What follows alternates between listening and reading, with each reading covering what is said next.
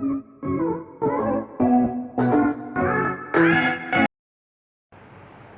student, today I am going to start new topic that is Dalton's atomic theory. पुराने ज़माने में जैसे India में ऋषि मुनि हुआ करते थे, राइट। उन्होंने वो बोलते थे कि वहाँ एक और ऋषि मुनि थे, क्या थे, इनका नेम था कनाड, ठीक। कनाड जो ऋषि मुनि थे वो क्या थे, इंडियन फिलोसफर उनको कह सकते हैं। तो उन्होंने ये बोला था कि सभी चीज़ें जो होती हैं कण से मिलके बनती हैं, राइट। यानी कि हर एक चीज़ क्या होता है, कण से मिलके बना होता है।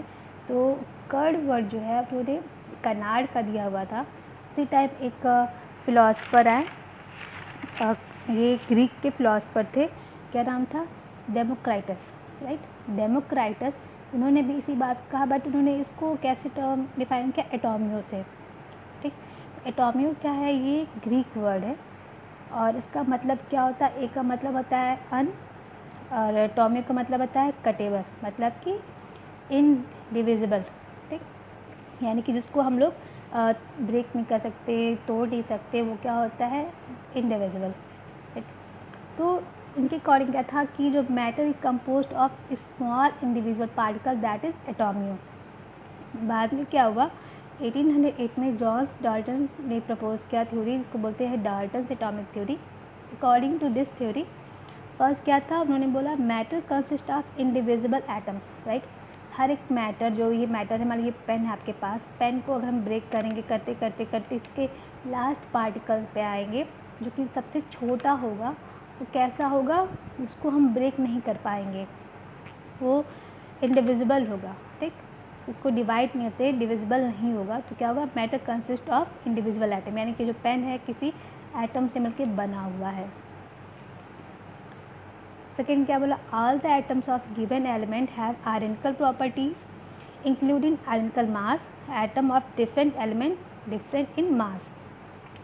मतलब अगर हमारे पास एक मान लीजिए सिलेंडर है, सिलेंडर में हमने क्या, ऑक्सीजन को फिल कर दिया है। अब क्या है, ऑक्सीजन, इसमें तो ढेर सारे ऑक्सीजन मॉलिक्यूल होंगे ना, एक सिलेंडर में ऑक्सीजन है, मतलब कि ऑक्सीजन ढेर सारे मॉलिक्यूल मिलकर बने होंगे। जैसे एक गिलास पानी में हमारे वाटर H2O, ढेर सारा H2O का मिलियन H2O होता है। सेम यहाँ पर भी एक सिलेंडर में क्या होगा, आपका ढेर सारे ऑक्सीजन होंगे। यह ऑक्सीजन, सारे इस ऑक्सीजन जितने भी इसमें एलिमेंट्स होंगे, सेम एलिमेंट्स, वो उसका क्या होगा, आयरन का प्रॉपर्टी, उसकी प्रॉपर्टी सेम होगी, उनकी मास भी सबका सेम होगा। बट जैसे कार्बन है, कार्बन इस सिलेंडर भरा हमने, उसका भी, जिसमें जितने भी कार्बन होंगे, सभी कार्बन एटम्स का जो मास होगा सेम होगा, आयरन का प्रॉपर्टीज़ होगी। बट जब हम क्या करेंगे कि atom of different element different in mass, अगर हम दो अलग अलग एटम लेंगे, दोनों का मास क्या होगा, डिफरेंट होगा, प्रॉपर्टीज़ भी डिफरेंट होगी। मान लीजिए एक सिलेंडर लिया, हमने ऑक्सीजन भर दिया, उसी में कार्बन भी भर दिया, तो ऑक्सीजन का प्रॉपर्टी अलग होगा, कार्बन की प्रॉपर्टी तो अलग होगी, क्योंकि दोनों का प्रॉपर्टी क्या होगा, डिफरेंट होगा। नेक्स्ट क्या बोला था उन्होंने, compound are form when atom of different element combine in a fix ratio. मतलब ये कौन सा लॉ था, ये लॉ ऑफ कॉम्बिनेशन रिएक्शंस में मैंने पढ़ाया हुआ था, तो जिसमें आपका एक था लॉ ऑफ डेफिनिट प्रपोर्शंस में, जिसमें क्या बताया गया था कि अगर आपका कि कोई भी कंपाउंड बनाने में जो हमारा एलिमेंट्स होता है उसका रेशियो क्या फिक्स होना चाहिए। जैसे हमारा वाटर है, वाटर आपको पता है H2O होता है फॉर्मूला, कैसे बनता है, 2 हाइड्रोजन लेंगे और एक ऑक्सीजन लेंगे तभी तो बनेगा, तो उसके लिए फिक्स रेशियो क्या होगा, 2:1, 2 हाइड्रोजन 1 ऑक्सीजन। इसी तरह कार्बन डाइऑक्साइड के लिए क्या होगा, फिक्स हमारा 1 कार्बन 2 ऑक्सीजन, मतलब कि फिक्स्ड रेशियो होना चाहिए एलिमेंट्स का, तभी हमारा हर कंपाउंड के लिए फिक्स निश्चित रेशियो डिफाइन है, मतलब बताया गया है। तो CO2 है तो उसके लिए कार्बन 1 होना चाहिए, ऑक्सीजन 2 होना चाहिए, तब जाके हमारा कार्बन डाइऑक्साइड बनेगा। नेक्स्ट क्या बोलते हैं, an atom can neither be created nor destroyed, right. मतलब कि किसी भी, हम अभी बताए थे, इस पार्टिकल्स का, इसका जो स्मॉलेस्ट पार्टिकल, उसको हम नहीं डिस्ट्रॉय कर सकते हैं, ना ही क्रिएट कर सकते हैं। Last, atom is the smallest particle that take a part in chemical reaction. जो एटम क्या होता है, सबसे स्मॉल पार्ट होता है दैट टेक्स क्या होता है, जो कि केमिकल रिएक्शन में पार्टिसिपेट करता है। डाल्टन्स एटॉमिक थ्योरी के टाइम क्या हुआ था, उन्होंने एटम्स का डिस्कवरी कर दिया था, एटम के बारे में बता दिया था। अब क्या हुआ, बहुत सारे साइंटिस्ट आए, जो उन्होंने इस एटम के बारे में ज़्यादा और डिस्कवर करने की कोशिश किया। उसका अगर एटम है तो उसका मास निकालने की कोशिश किया। तो मतलब जैसे मान लो हमारे पास कोई वॉल है, इस वॉल है आपके पास, दीवार है, इसका कुछ मास होगा, ठीक है, उसका मास तो होगा। ये वॉल क्या है आपका, स्मॉल ब्रिक से बने हुए हैं, ठीक, स्मॉल ब्रिक्स बने हुए हैं। एक ब्रिक का अगर हम मास, अगर पूरी इस वॉल जो हैवी वॉल है तो उसके एक ब्रिक को निकाल के देखेंगे तो उसका भी तो कुछ वेट होगा, है ना। तो सेम उसी तरह से इस पेन का वेट है, कुछ वेट है, अगर इसका हम स्मॉलेस्ट जो पार्ट से बना हुआ उसका भी कुछ वेट होगा, मतलब हमारा एटम का भी मास होगा। तो क्या बोला गया, एटॉमिक मास, यानी कि mass of atom. 19th century में इसको कैसे बोलते थे, रिलेटिव एटॉमिक मास। तब एटॉमिक मास 19th सेंचुरी में क्या बोलते थे, रिलेटिव एटॉमिक मास। मतलब रिलेटिव एटॉमिक मास का क्या मतलब हो गया कि एक एटम के हिसाब से दूसरे एटम का मास निकालना, ठीक है, एक एटम के हिसाब से दूसरे एटम का मास निकालना। मतलब सपोज़ एक ठेले वाला है, ठीक, फ्रूट वाला है, जो ठेले पे फ्रूट बेच रहा है, वो अपने घर से निकला फ्रूट लेकर के, साथ में उसने तराजू भी लिया वेट करने के लिए। भाई कोई 1 kg एप्पल मांगेगा तो कैसे देगा, ठीक, उसने तराजू लेके साथ में गया। बट कुछ टाइम जाने के बाद उसको याद आता है कि वो अपना वेट लेना भूल गया। वेट मतलब 1 kg का वेट है कि 2 kg का वेट इसने अपने साथ रखना भूल गया। अब वो क्या करेगा, अब तो तभी उसको दिमाग में आता है कि उसके पास एक तरबूज है जिसका वेट कितना था, 12 kg है, ठीक है, उसने उसको वेट करके रखा हुआ था पहले से, तो उस तरबूज का वेट कितना था, 12 kg। अब उसने दिमाग जुगाड़ ये लगाया कि उस तरबूज का उसने 12 पीस कर दिया। तो 12 पीस जब किया है तो एक पीस कितने का होगा, 1 kg ना। अगर हमारा 12 kg का तरबूज है तो उसका एक पीस 1 kg होगा। तो उसने उसके 12 पीस कर दिए, 12 पीस कर दिया। अब किसी को एप्पल लेना होगा तो वो क्या करेगा, एक उसका टुकड़ा रखेगा तरबूज का और वहाँ से वो उसको 1 kg वेट कर देगा।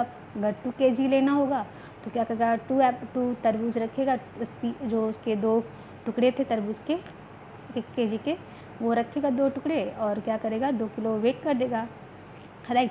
मतलब कि एक फ्रूट्स के हेल्प से वो दूसरे का वेट निकाल रहा था, ठीक है। तो इसी तरह से उस टाइम में क्या किया गया था कि एक एटम के हेल्प से दूसरे एटम को निकाला जा रहा था, उसके मास को आइडेंटिफाई किया जा रहा था, ठीक। तो इसी तरह से उस टाइम हाइड्रोजन था जो कि सबसे स्मॉलेस्ट था पार्टिकल, तो उसको क्या किया, उसका मास हमने 1 मान लिया था उन्होंने। अब बोला कि एक हाइड्रोजन के मास क्या था, 1 था।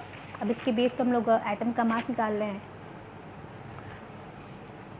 जब एक हाइड्रोजन है तो इसमें इसके साथ ऑक्सीजन का वेट निकालना था, तो कितने ऑक्सीजन के वेट के लिए क्या करना पड़ता, ऑक्सीजन हैवी हो रहा था ज़्यादा एक हाइड्रोजन से, तो यहाँ पे 12 हाइड्रोजन रखना पड़ा था एक ऑक्सीजन के लिए। मतलब एक ऑक्सीजन का वेट कितना, 16 रखना पड़ा था एक ऑक्सीजन के लिए। तो कितना हो रहा था इसके पास, 1 ऑक्सीजन इक्वल टू 16 हाइड्रोजन, यानी कि ऑक्सीजन का वेट कितना होता है, 16 हाइड्रोजन के बराबर। जब इसे कार्बन को हम देखें तो कार्बन में क्या हुआ कि एक कार्बन का वेट के लिए हमको 12 हाइड्रोजन के पीस रखने पड़ रहे थे, तब जा कर के कार्बन का वेट के बराबर हो रहा था। मतलब इसका 12 बताया गया, इसका 16 बताया गया। उस टाइम कोई यूनिट नहीं डिफाइन था, सिंपल से बस 12 हाइड्रोजन है, 16 हाइड्रोजन है, 10 हाइड्रोजन जो भी है उसका वेट निकाल लेते हैं। इसी तरह सोडियम का निकालने के लिए कितना, 11 हाइड्रोजन रखना पड़ा था। इसी तरह सभी एलिमेंट्स का वेट निकाला जा रहा था, मास निकाला जा रहा था। बट प्रॉब्लम ये थी कि हाइड्रोजन बहुत रिएक्टिव होने की वजह से कभी कभी क्या कर रहा था, वो किसी न किसी एलिमेंट के साथ रिएक्शन कर जा रहा था, ठीक। अब ये प्रॉब्लम हो गई कि हाइड्रोजन रिएक्ट कर जा रहा है एलिमेंट के साथ। तो अब क्या था कि इसकी जगह उन्होंने क्या किया, C12 आइसोटोप लिया, कार्बन के 12th आइसोटोप को लिया, ठीक।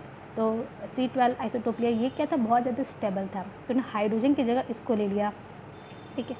अब इसका वेट जब निकाला गया, उस टाइम निकाला गया कितना था, 1.99592 × 10⁻³ ग्राम, ठीक। यानी एक कार्बन का वेट कितना था, 12 हाइड्रोजन, ठीक है। तो एक एटम का कितना हो जाएगा, 12 AMU।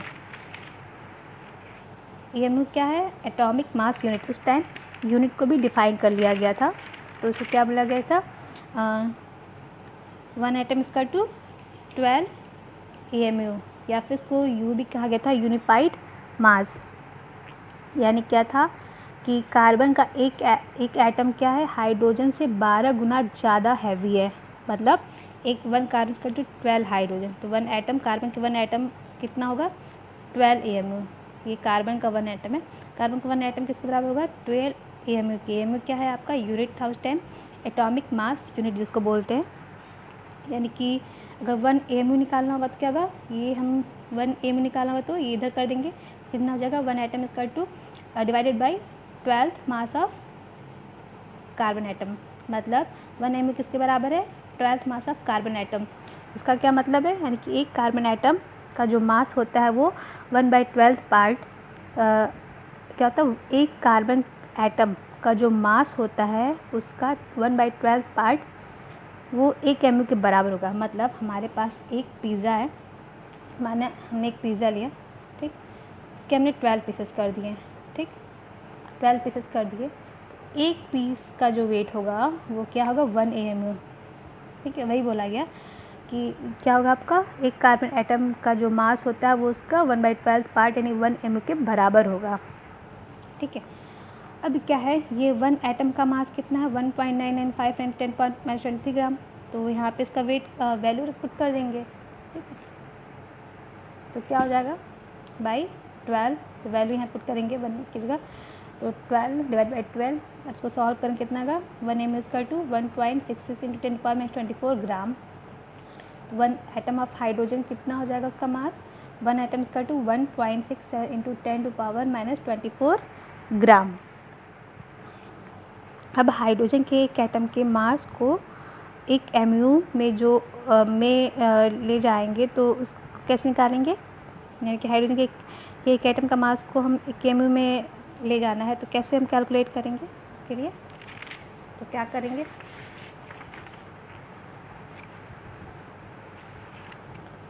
हाइड्रोजन का मास 1.67 into 10⁻24 gram divided by 1.66 into 10⁻24 ग्राम।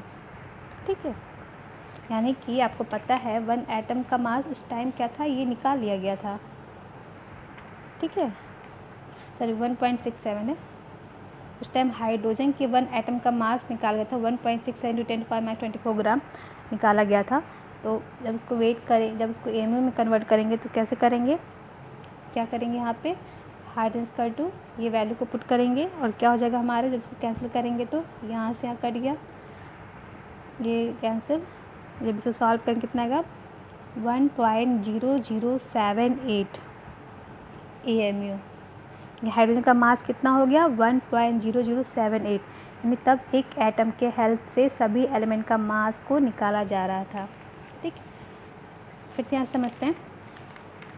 यहाँ जब 1 AMU हमने निकाला था, 1 AMU का वैल्यू यहाँ पे 12th mass of carbon atom, तो अब क्या क्या यहाँ पे एक एटम एक AMU में निकालना होगा तो 1 की जगह वैल्यू पुट कर देंगे यहाँ पे, आइसोटोप का जो मास था। ठीक, मास के बाद डिवाइड बाई 12 कैलकुलेट करेंगे तो इसको कितना आएगा, सॉरी इसको कैलकुलेट करेंगे तो 1.66 आएगा, 1.66 इंटू 10⁻24 ग्राम आएगा। और आपको पता है उस टाइम हाइड्रोजन के एक एटम का मास कैलकुलेट कर लिया गया था और क्या बताया गया था, जैसे यहाँ पे कैलकुलेट किए थे कार्बन 12 का मास को, उसी तरह यहाँ पे हाइड्रोजन के एटम को मास कैलकुलेट करके निकाल गया था 1.67 इंटू 10⁻24। दोनों को एक दूसरे से डिवाइड कर देंगे तो हमारे पास क्या आ जाएगा, 1.0078 AMU। ये क्या होगा, हाइड्रोजन का मास।